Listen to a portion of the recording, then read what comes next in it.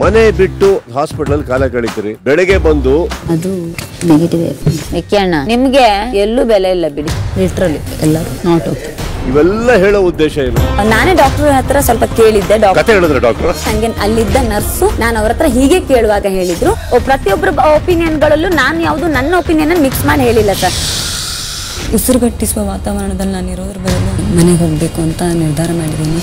ವಾರದ ಕತೆ ಕಿಚ್ಚನ ಜೊತೆ ಕಾರ್ಯಕ್ರಮದಲ್ಲಿ ಮತ್ತೆ ಚೈತ್ರ ಕುಂದಾಪುರ ಅವರಿಗೆ ಕಿಚ್ಚ ಸುದೀಪ್ ಅವರು ಕ್ಲಾಸ್ ತಗೊಂಡಿದ್ದಾರೆ.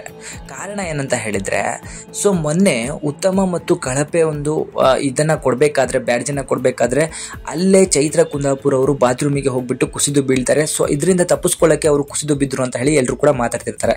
ಕುಸಿದು ಬಿದ್ದಾದ ನಂತರ ಅವರನ್ನ ಕನ್ಫೆಷನ್ ರೂಮ್ಗೆ ಕರ್ಕೊಂಡು ಹೋಗ್ತಾರೆ. ಅಲ್ಲಿಂದ ಡೈರೆಕ್ಟ್ ಆಗಿ ಚೈತ್ರ ಕುಂದಾಪುರ ಹೋಗೋದು ಆಸ್ಪತ್ರೆಗೆ. ಸೊ ಆಸ್ಪತ್ರೆಯಿಂದ ರಿಟರ್ನ್ ಬೆಳಿಗ್ಗೆ ಬರ್ತಾರೆ. ಸೊ ಬಂದ ಕೂಡಲೇ ಪ್ರತಿಯೊಬ್ಬರ ಬಗ್ಗೆನೂ ಹೊರಗಡೆ ಒಂದು ವಾರ ಇದ್ದು ಬಂದು ಎಲ್ಲರ ಬಗ್ಗೆನೂ ಕಲೆಕ್ಟ್ ಮಾಡಿರೋ ವಿಚಾರಗಳನ್ನು ಹೇಳೋ ಥರ ಕೇವಲ ಒಂದು ರಾತ್ರಿಯಲ್ಲಿ ಎಲ್ಲರ ಬಗ್ಗೆ ನಾನು ವಿಚಾರಿಸಿದ್ದೀನಿ, ಯಾರ್ಯಾರು ಹೆಂಗೆ ಅಂತ ಹೇಳ್ತೀನಿ ಅಂತ ಹೇಳ್ಬಿಟ್ಟು ಎಲ್ಲರ ಬಗ್ಗೆನೂ ನೆಗೆಟಿವ್ ಹೇಳ್ಕೋತಾ ಹೋಗ್ತಾರೆ ಅವರ ಬಗ್ಗೆ ಬಿಟ್ಟು. ಸೊ ಎಲ್ಲರೂ ಕೂಡ ಬಂದು ಇಂಟ್ರೆಸ್ಟಿಂದ ಚೈತ್ರ ಅವರ ಬಗ್ಗೆ ಕೇಳಲಿಕ್ಕೆ ಶುರು ಮಾಡ್ತಾರೆ.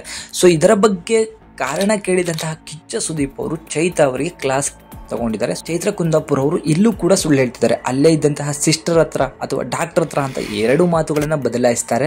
ಸೊ ಅದರಲ್ಲಿ ಅಲ್ಲೇ ಗೊತ್ತಾಗ್ತಾ ಇದೆ ಇವರು ಶುದ್ಧ ಸುಳ್ಳನ್ನು ಹೇಳ್ತಿದ್ದಾರೆ ಅಂತ ಹೇಳಿ. ಯಾಕಂತ ಹೇಳಿದ್ರೆ ಬಿಗ್ ಬಾಸ್ನಲ್ಲಿ ಯಾವುದೇ ರೀತಿಯಾದಂತಹ ಚೀಟಿಂಗ್ ನಡೆಯೋದಿಲ್ಲ. ಯಾಕಂತ ಹೇಳಿದ್ರೆ ಹೊರಗಡೆ ಹೋದಂತಹ ಒಬ್ಬ ಸ್ಪರ್ಧಿ ಅವರ ಆರೋಗ್ಯವನ್ನು ಸುಧಾರಿಸ್ಕೊಂಡು ಮತ್ತೆ ಒಳಗಡೆ ಬರಬೇಕೆ ಹೊರತು ಹೊರಗಡೆ ನಡೀತಿರೋ ವಿಚಾರಗಳನ್ನಾಗಿರ್ಬೋದು ಅಥವಾ ಮನೆ ಒಳಗಡೆ ನಡೀತಿರೋ ವಿಚಾರಗಳನ್ನಾಗಿರ್ಬೋದು ಅವರು ಕಿವಿಗೆ ಹಾಕ್ಕೊಂಡು ಬಂದು ಅಲ್ಲಿ ಪ್ಲಾನ್ ಆಡ್ಲಿಕ್ಕೆ ಆಗೋದಿಲ್ಲ.